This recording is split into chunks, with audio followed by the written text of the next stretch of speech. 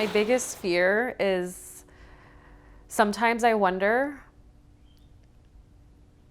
that everything that has happened in my life does not justify how fucked up I am today. I have not yet shared with a lot of people that I normally would share with that I have bipolar type 2. I think I'm just exhausted from being seen as this charity case, as someone that needs to be helped or fixed, as someone that is broken, as a freak, as someone. I get treated differently. And with bipolar 2, it's a very serious mood disorder that does not have a cure and that involves taking serious medication. People think, oh, it will just work out, just be strong. But an illness is an illness. If you have cancer, it will just go away just because you have a strong will, right? You have to have a treatment for that. What I feel is just being so helpless that like how should I educate myself?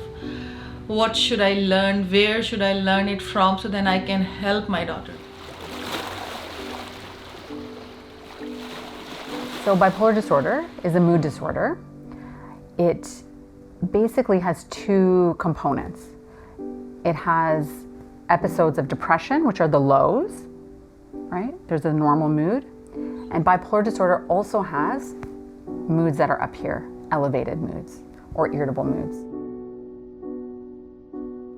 I still don't fully understand from a biological point of view or from a chemical point of view what's wrong here, but I'm basically like having extreme mood swings. You know, sometimes within just one day, I'll go from crying uncontrollably to just full of happiness, jovial, uppity. There is definitely research showing that people who have had abuse, especially in childhood, are more susceptible to developing mental illnesses. Of course, being through abuse does not necessarily mean they will develop a mental illness. We have to remember that there are also genetic factors that come into play and family history. So it's the two interacting, the environmental factors interacting with the genetic susceptibility. So I have a history, of course, of, you know, physical abuse and sexual abuse, both from childhood, teenage years, and my early adolescence. And I was using drugs and alcohol for a lengthy time during university to escape a lot of that pain and trauma. And it came to a point where I had to sober up. Things were basically fell flat on my face. It was a very depressing time, very depressing. There was no talk, large, fastly, we were apart, no talkings, nothing. Thank God that my husband is good in that aspect, so he kept on talking with her, but there was no communication between me and Nermeen at that time. We were very, far apart from each other. I felt really bad that, oh, she's gonna be a failure, she's dropping off. Because I was thinking that she will graduate, she will complete her degree, her co-op program and all that. So it was a shocker. But she is a fighter, right, since the day she was born. At the time, I was thinking not of an executive assistant, she's much more capable than that, but more of an office manager. So we talked a bit one time when she was in doing some stuff for me, and then she came back a couple of weeks later. And I respected that she wanted to start her own business and told her I'd give her whatever guidance that she wanted. But she came in and she had a slide deck, but what a chief of staff does. So she sold me on the job, which is a much bigger job than what I had in mind. And that demonstrated to me her thought process and her confidence.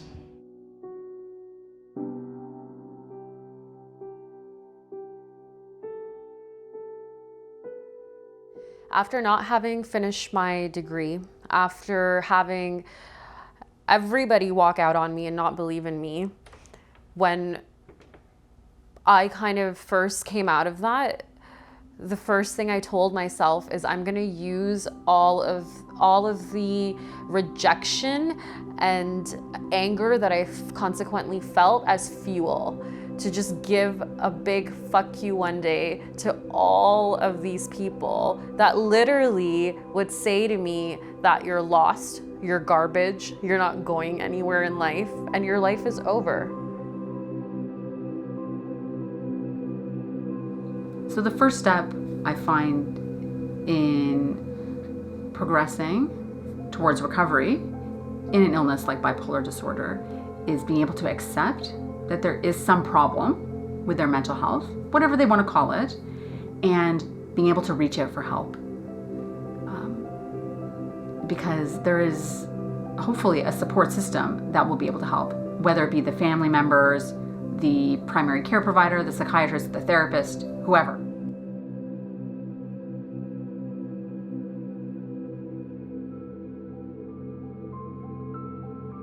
What if I told you that she told me that she felt abandoned at one point in her life? She thought the only ones who were supposed to support her abandoned her. Yeah, it's true. It's true.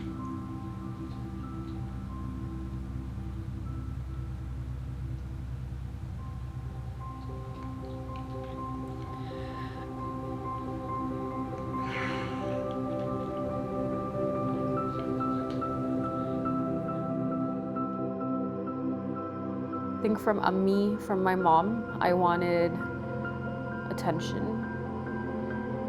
in its most basic form. Just someone there giving you attention. I didn't need her to have specific conversations with me about specific things or do specific things. I just needed her to pay attention to me. I needed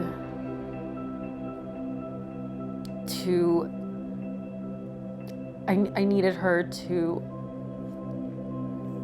to believe in me,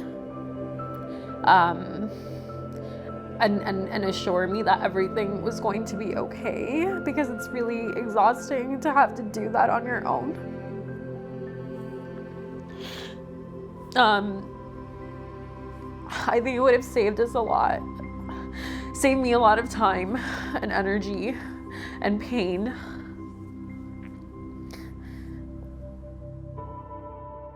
I do feel that Nermeen, or anybody who has a diagnosis of bipolar disorder, bipolar 2 disorder specifically, can live a long, healthy, relatively normal life.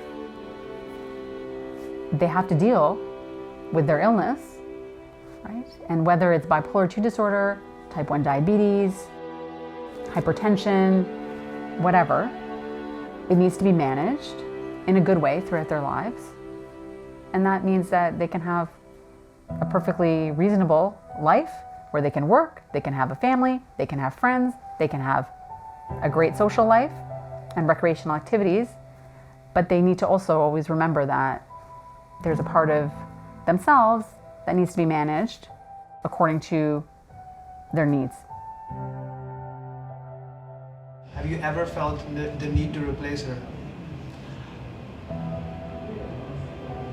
I have, even though there's been prolonged periods of her being away, I'm talking more than a week, half of me says I should replace her. I look at the bigger picture. It's moments or perhaps days of frustration, but the bigger picture is she's a very valuable contributor here, and I'm happy but sometimes frustrated to make accommodations. If I have a time machine, I will just fix one thing, this thing I said in the beginning, love. Because this is not like I don't love her. I love all of my kids. I love her the most. She's my first child. It just, the way I carry my love, it was inappropriate. Last thing in 1 or 2 sentences. That I love her so much unconditionally. And she's most precious beautiful person in my life. Since being diagnosed with bipolar 2 and having this new awareness about my mental health, I've realized that I don't know myself as well as I thought that I did. And that I've told myself lies all throughout my life as a mechanism, a coping mechanism to survive. But that's okay. Because life, it's all about acceptance and denial.